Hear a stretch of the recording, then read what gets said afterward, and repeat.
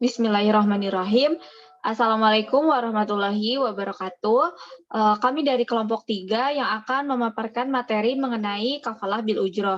Dan perkenalkan anggota kelompok kami yang pertama ada Dinda Putri Perpatasari, Sofia Ardina, Aisyah Bilillah, dan yang terakhir saya sendiri, Talita Aliazara. Mungkin dari materi yang pertama yang akan saya jelaskan yaitu mengenai pengertian dari kafalah. Kafalah adalah hukum jaminan dalam Islam untuk menyatukan tanggung jawab penjamin kepada orang yang dijamin guna menunaikan hak wajib di waktu itu atau masa yang akan datang. Dengan demikian, hal ini mengalihkan tanggung jawab seseorang yang dijamin dengan berpegang pada tanggung jawab orang lain sebagai penjamin.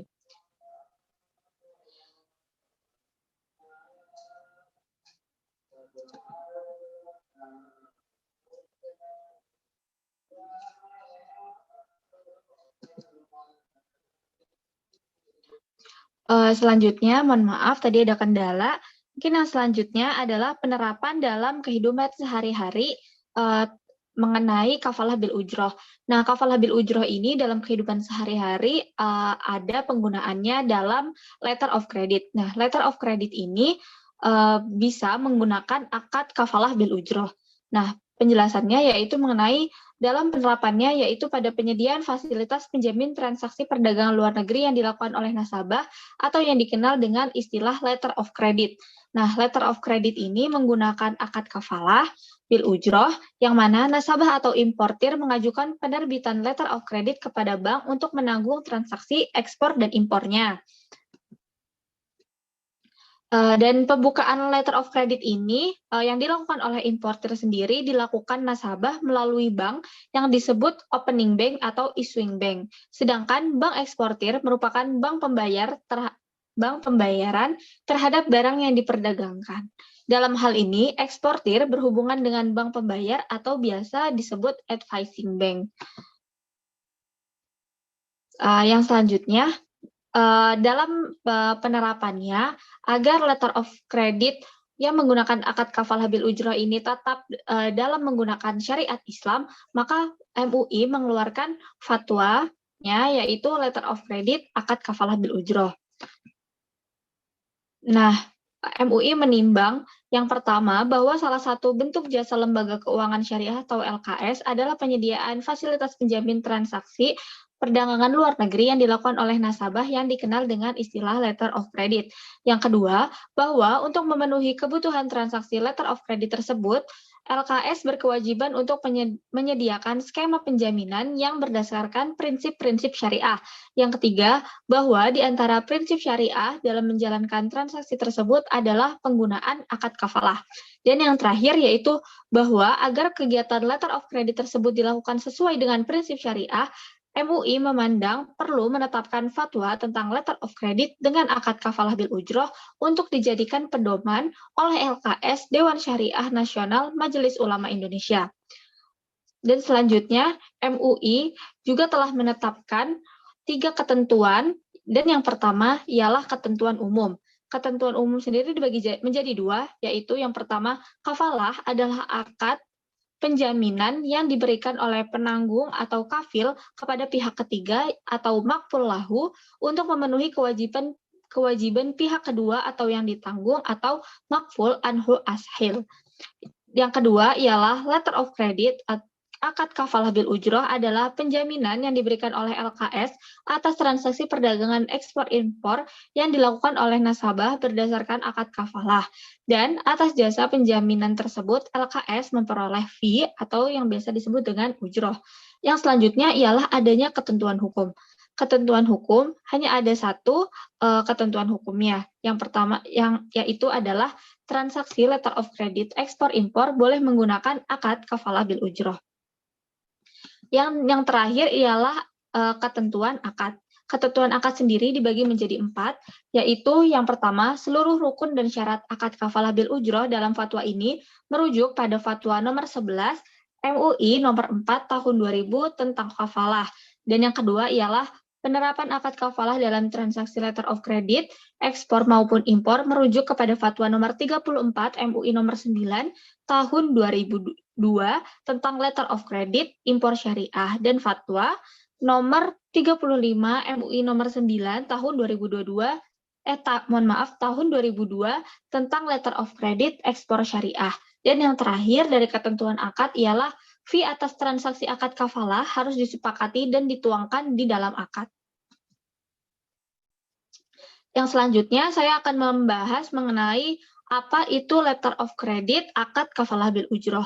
Nah, letter of credit adalah janji tertulis yang diterbitkan oleh issuing bank atas dasar permohonan tertulis applicant atau dirinya sendiri kepada beneficiary untuk membayar atau mengakses draft, mengizinkan bank lain untuk membayar atau mengakses atau mengambil alih draft apabila dokumen yang diserahkan oleh beneficiary sesuai dengan syarat atau kondisi janji tertulis yang diterbitkan oleh issuing bank. Mungkin sekian penjelasan dari saya. Selanjutnya kepada rekan saya yaitu Ais, boleh langsung dijelaskan mengenai materi selanjutnya. Terima kasih. Baik, terima kasih atas waktunya. Di sini saya akan menjelaskan terkait dalil dalam kafalah. Dalil pertama yaitu sumbernya dari Al-Quran. Terdapat dua dalil, yakni yang pertama dari surat Yusuf ayat 72. Allah berfirman, penyeru-penyeru itu berkata, kami kehilangan piala raja, dan siapa yang dapat mengembalikannya akan memperoleh bahan makanan seberat beban unta, dan aku menjamin terhadapnya. Jadi kata zaim yang artinya penjamin dalam surat Yusuf adalah gorim, orang yang bertanggung jawab atas pembayaran.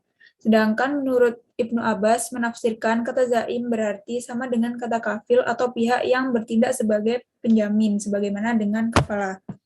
Dan ayat ini juga menjelaskan dalam melakukan kafalah atau jaminan harus ada suatu perjanjian akad yang kokoh antara pihak dan wajib adanya dasar saling percaya agar semata-mata akad itu terjadi karena keyakinan seorang muslim. Kemudian dalil kedua yakni ada di surat Al-Kahfi ayat 19. Allah berfirman, maka suruhlah salah seorang di antara kamu pergi ke kota dengan membawa uang perakmu ini, dan hendaklah ia lihat manakah makanan yang lebih baik, maka hendaklah ia membawa makanan yang lebih baik bagimu, dan hendaklah ia berlaku lemah lembut, dan janganlah sekali-kali menceritakan halmu kepada seorang pun. Ayat ini menggambarkan perginya salah seorang yang bertindak untuk dan atas nama rekan-rekannya sebagai wakil mereka dalam memilih dan membeli makanan. Oleh karenanya, meskipun al-wakah dibolehkan, namun kedua belah pihak berhak untuk membatalkan bila menghendaki. Hal ini karena dalam bermuamalah didasarkan pada prinsip atas kerelaan para pihak. Nah, di sini wakalah merupakan akad suatu transaksi di mana seorang menunjuk orang lain untuk menggantikan pekerjaan atau perkaranya ketika masih hidup. Dalam implikasinya, lembaga keuangan syariah dapat memberikan jasa wakalah dengan menjadi wakil dari nasabah untuk memberikan kuasa atau mewakil dalam melakukan sesuatu. Dalam perkara ini, nantinya lembaga keuangan akan mendapatkan upah atau biaya administrasi atas jasa tersebut. Kemudian, next.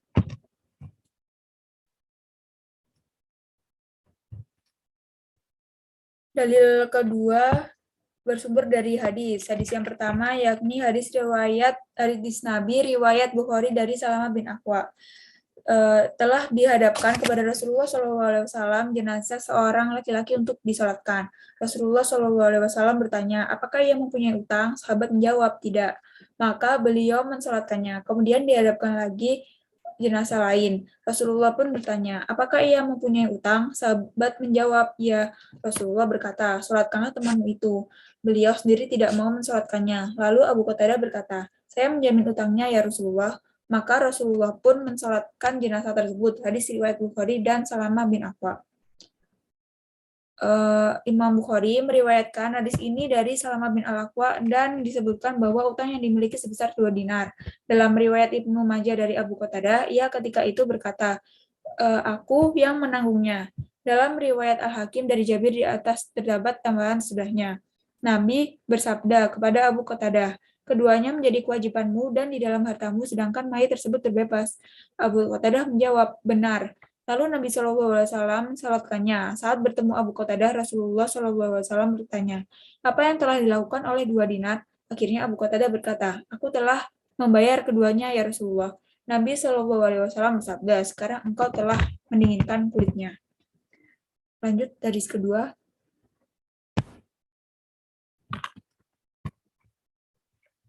Nah, di hadis kedua ini, hadis Nabi riwayat Imam Al-Tirmizi dan Ibnu Majah dari Amr bin Auf Al-Muzani. Nabi SAW bersabda, sulh atau penyelesaian sengketa melalui musyawarah untuk mufakat boleh dilakukan di antara kaum muslimin kecuali sulh yang mengharamkan yang halal atau menghalalkan yang haram. Dan kaum muslimin terikat dengan syarat-syarat mereka kecuali syarat yang mengharamkan yang halal atau menghalalkan yang haram. Lanjut.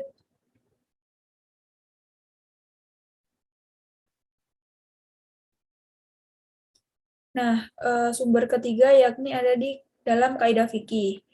Yang pertama yaitu pada dasarnya semua bentuk muamalah boleh dilakukan kecuali ada dalil yang mengharamkannya.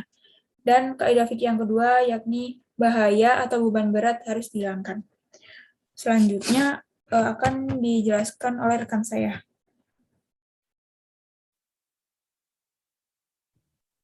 Oke, siap. Selanjutnya itu adalah hubungan kafalah bil ujroh dalam akad letter of credit. Jadi, kafalah jaminan merupakan konsep yang banyak digunakan dalam perbankan syariah. Dengan adanya jaminan ini, maka akan menjamin kewajiban dalam transaksi keuangan, bukan hanya untuk melindungi bank dari resiko gagal bayar, namun juga untuk memberi perlindungan kepada pihak ketiga dari kemungkinan resiko prestasi pembayaran atau pelepasan kewajiban. Sehingga pada dasarnya kafalah ini akan memberikan kepastian dan keamanan bagi pihak ketiga untuk melaksanakan isi perjanjian atau kontrak yang sudah disepakati tanpa khawatir apabila terjadi masalah dengan nasabah. Hal ini juga sebagaimana dalam surat Yusuf ayat 72 tadi, yaitu adanya kepercayaan dalam akad. Lalu dalam akad kafalah terdapat pemberian upah atas jasa yang sudah diberikan. Ujro berasal dari kata al-ajru, secara bahasa berarti ganti atau upah. Dengan kata lain, upah dalam akad ini menjadi harga dari tenaga yang dibayar atas jasanya sesuai dengan perjanjian. Akan tetapi harus tetap diperhatikan bahwa adanya upah tersebut tidak menjadi eksploitasi dan mengambil untung secara berlebihan. Jadi di sini itu nggak apa-apa kalau ada upah dalam letter of credit. Nah, next.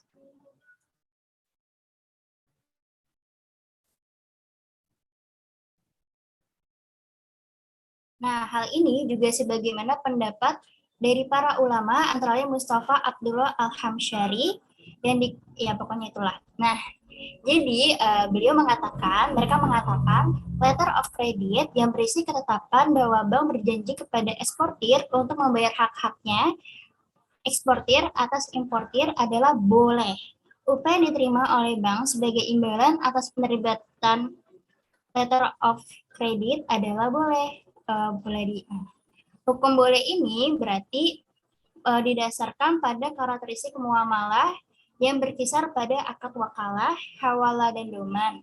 Wakalah dengan imbalan atau fee tidak haram. Demikian juga tidak haram wakalah dengan imbalan. Jadi kesimpulannya, upah yang diterima oleh bank atas penerbitan letter of credit itu boleh, dan penjamin dapat menerima fee sepanjang tidak memberatkan dan tidak boleh melebihi biaya normal serta biaya pokok operasional. Penentuan upah harus disepakati di awal dan dinyatakan dalam bentuk nominal, bukan persentase. Oke, next.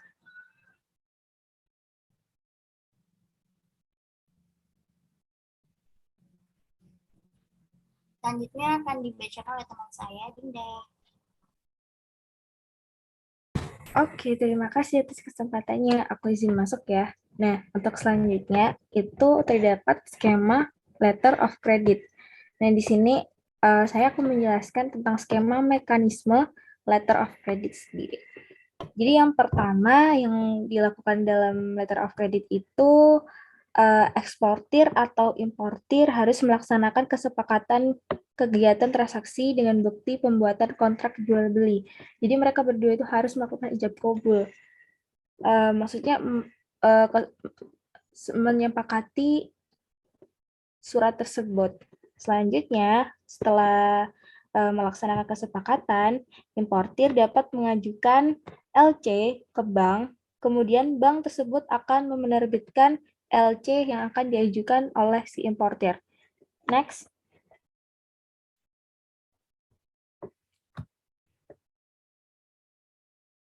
Nah, setelah importir mengajukan LC dan LC-nya sudah diterbitkan oleh bank, kemudian bank penerbit akan menyampaikan LC tersebut kepada bank penerus. Bank penerus ini bank yang terdapat di negara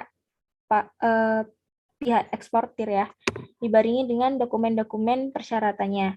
Setelah disampaikan suratnya, lalu kemudian bank penerus itu kan akan menyerahkan surat dari bank penerbit itu kepada eksportir.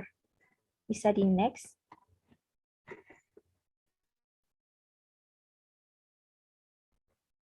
Setelah bank penerus menyerahkan kepada eksportir, eksportir kan akan mengemas dan mulai mengirimkan barang tersebut sesuai yang dipesan oleh importir dan diperoleh bukti pengiriman.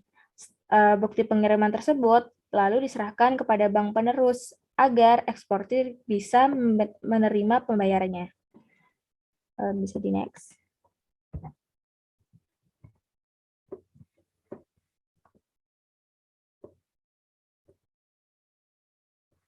Nah, setelah itu bank penerus akan membayarkannya kepada eksportir apabila dokumen telah valid dan sesuai persyaratan. Setelah pembayaran selesai, bank penerus menyerahkan bukti pembayaran kepada bank penerbit. Sehingga bank penerus akan menerima dana pengganti setelah tadi membayar ke eksportir. Jadi, setelah bank penerus itu memberikan dana ke eksportir, bisa dikatakan bank penerus ini menyewakan uangnya atau meminjamkan uangnya kepada bank penerus untuk memberikan ke eksportir. Setelah itu, bank penerus tersebut meminta uang pengganti kepada bank penerbit. Bisa di next.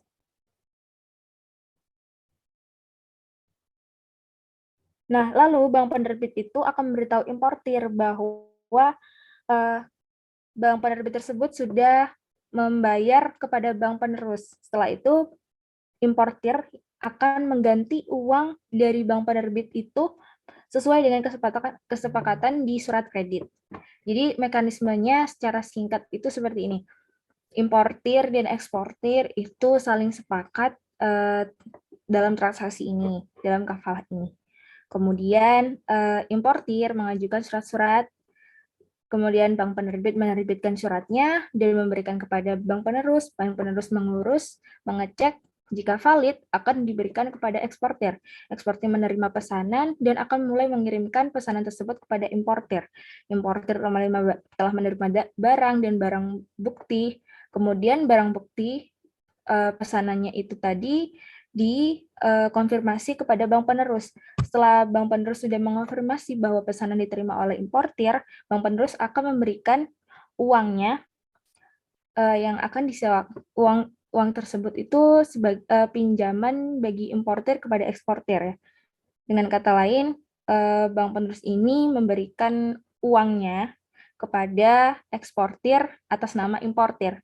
Lalu kemudian bank penerus mengkonfirmasi kepada bank penerbit agar uang tersebut digantikan oleh bank penerbit. Setelah itu, uang bank penerbit itu tadi akan diganti oleh importir jika bank penerbit tersebut sudah mengganti uang bank dari penerus tersebut. Nah, kemudian importir akan membayar semuanya kepada bank penerbit sesuai dengan kesepakatan di surat kredit. Bisa di next, minta tolong. Letter. Yang pertama, aku izin menjelaskan kembali ya tentang letter of credit ini. Nah, letter of credit kan kesepakatan tertulis yang diterbitkan oleh bank penerbit atas dasar permohonan importer kan kepada bank penerus untuk membayar atau mengasep draft. Nah, lalu letter of credit ini itu merupakan salah satu metode pembayaran yang umum digunakan dalam perdagangan berskala internasional, yaitu ekspor dan impor kan. Nah, dengan demikian, LC ini menjadi jembatan dalam berbagai perbedaan jarak, budaya, maupun bahasa yang mungkin dapat membatasi kelancaran aktivitas perniagaan di antara kedua belah pihak. Nah, lalu apa aja sih akad yang terkandung dalam kafalah bil ujrah pada letter of credit ini? Nah, berikut nih terdapat akad yang terkandung dalam letter of credit. Yang pertama ada akad kafalah. Nah, akad kafalah ini kan akad jaminan ya. Nah, akad kafalah ini tercermin pada pada peristiwa letter of credit ini dalam bentuk ketika bank penerbit LC ini memberikan jaminan kesediaan membayar kepada bank penerus sesuai dokumen-dokumen yang disyaratkan oleh nasabah tadi atau importir tadi. Nah, terkadang juga bank itu meminta agunan kepada pihak pemohon yang terkadang tidak memintanya jika pemohon itu telah dikenal baik oleh si bank. Nah, bank itu kan akan menarik komisi atas permohonan atas jaminan yang akan diberikan tadi. Nah, selanjutnya ada akad court.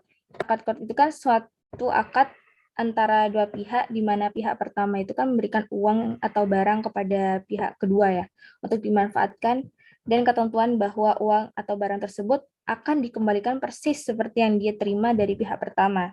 Nah, lalu akad ini tercermin dalam kegiatan letter of credit berupa ketika bank penerbit itu memberikan kredit kepada pemohon jika pemohon atau importir tadi menyerahkan dokumen sesuai dengan persyaratan yang menarik bunga, dan pemohon LC yang besarnya disesuaikan dengan nilai kredit atau tempo pelunasan pemohon pada impor bank penerus. Nah, tapi dalam kegiatan ini terdapat bunga yang akan dibebankan kepada si importir, baik itu bunga dari dalam negeri atau dengan kata lain bank penerbit, dan pemohon itu juga dibebani oleh bunga dari bank penerus atau dari bank di negara eksportir tersebut. Jadi pemohon itu akan membayar bank bunga 2 kali, untuk penerbit dan satunya untuk penerus di luar negeri. Nah, namun pembebanan bunga ini yang 2 kali terhadap pemohon ini tidak diperbolehkan dalam Islam. Nah, hal tersebut masuk ke dalam praktek riba. Penambahan biaya atau pembayaran yang diperbolehkan hanya ketika terdapat penambahan biaya administrasi dengan catatan bank tersebut tidak menerima keuntungan, atau dengan kata lain mungkin saja bisa terdapat penambahan pembiayaan tapi berbentuk upah jasa atau fee. Nah, selanjutnya ada akad ijarah. Dari akad ijarah itu tercermin dalam letter of credit. Nah, ini tuh berupa ketika bank penerbit itu menarik biaya administrasi dari pemohon atas jasa penerbitan LC tersebut. Nah, sekian dari penjelasan saya. Saya akan kembalikan lagi ke moderator. Oke, terima kasih kepada rekan-rekan semua yang telah memaparkan materi mengenai kafalah bil ujrah kali ini. Sekian, terima kasih dari kelompok kami. Apabila ada kesalahan, mohon dimaafkan, Ibu. Wassalamualaikum warahmatullahi wabarakatuh.